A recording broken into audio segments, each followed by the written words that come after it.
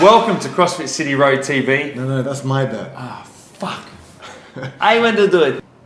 What's going on, guys? Welcome to City Road TV, episode number 2.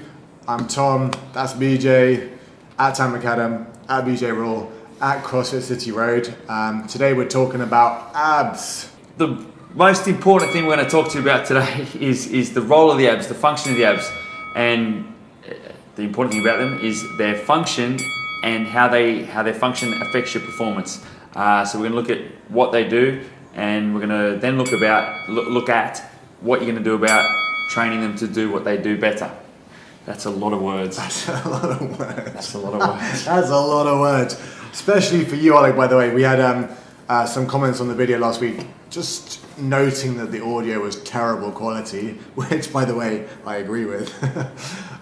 Turns out the shotgun mic that I bought for this camera that we're filming on right now doesn't actually fit in the camera, and therefore, despite the 40 quid we spent on it, was actually doing nothing. Just sat on the top, making the camera look really official and fucking high tech when it was doing. So, as you can tell, we're pro at the video game.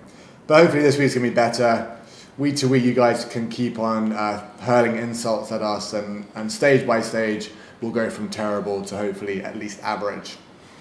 Yeah, at least average. The idea of these videos, guys, is to help you guys out. So if there's anything you want on these videos, let us know. But today, as we mentioned, we're talking about the abs and their function. Their first function and primary function is to stabilize the trunk and torso. So you need to train them that way. That's where isometrics holds can help. Other things they do is they flex the trunk, so they also resist extension. So that's extending too far back. They eccentrically resist that movement, so they protect your spine. They also offer side flexion, and they add rotation, and obviously combinations of all of these. But the main function is to stabilize the spine. Right, exactly. So with the anatomy, you may have heard this before, but the thing that everyone wants is the rectus femoris. That's your six-pack, the bit on the top here. There's actually a lot more going on than that, though. Underneath, you have the transverse abdominis, which goes all the way around, right to your spine at the back as well. Again, that's the muscle that's responsible for keeping everything in. So when you do that kind of yogic belly breathing, when you do hollow holds and you pull your stomach in, when you pull your navel into your spine, you're using that transverse abdominis. And that's actually the muscle which probably provides the most stability of all of them. It really just locks everything in. So you need to pay attention to that when you're training your abs too. After that, of course, you have the obliques here on the side, and they're responsible for the lateral flexion and for the rotation as well. All super important things. So when you're thinking about abs, don't just think about the six-pack. Besides the fact that whether or not you can see your six-pack has very little to do with your ab training and much more to do with your diet, how much conditioning you're doing, and effectively how much fat you're carrying over that area of your body, right? Correct. The exercises we've picked that address all of those movements are, look at hollows, hollow holds, hollow ups, and hollow rocks. We're then going to look at a prone trunk extension. We're then going to go into some side extensions or side raises. And then we've actually got a rotational movement for you as well. So just trying to cover those bases that we've just discussed, so that you can get a pretty thorough ab training session together. Yeah.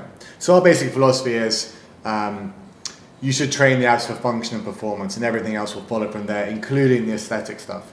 We had some questions on the aesthetics, which we're going to dive into in a minute. But if you take care of making the abs do what they're supposed to do, then everything else is going to follow from there, and you don't need to worry too much about the rest. Yeah, one of the questions we had also, someone was concerned about too much ab training thickening up your waist too much, and that's where I think it's also what we've already discussed. Getting a balanced ab program can help to perhaps resist that. If you're doing a lot of kind of traditional kind of sit-up type of work, where particularly the upper abs, where you just trunk flexion, potentially that could thicken things up without looking after posture too much. Whereas if you've got it balanced, where you're actually adding some extension, some side flexion, some rotation, you can have more of a balanced and better functioning, trunk, torso, body, complete package, the whole thing. Rigged by Roombas. Yeah. Another thing it's worth addressing is, how much ab training do you need to do?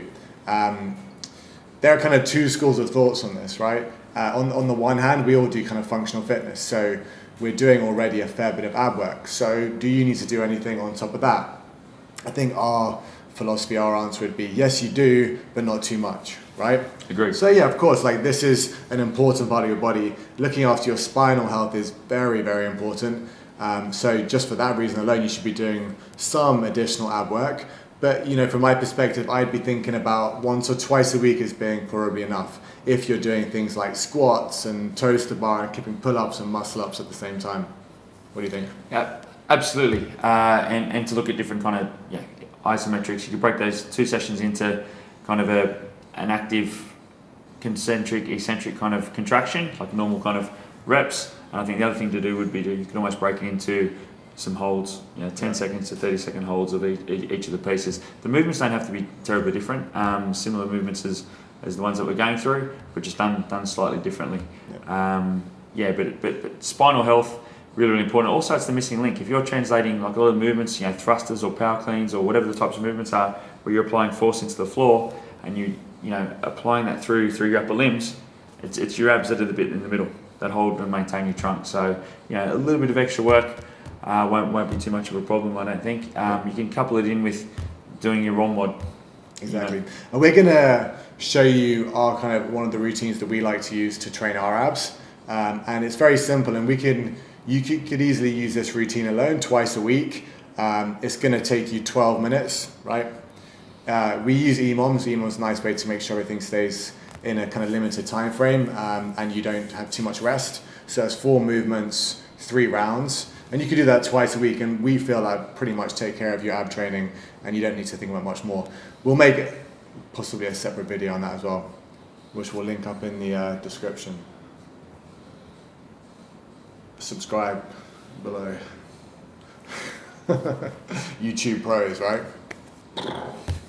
What else do we want to say about abs? I think one of the other questions was talking about how to train your abs in different ways, but I think we've already addressed that. So we've answered.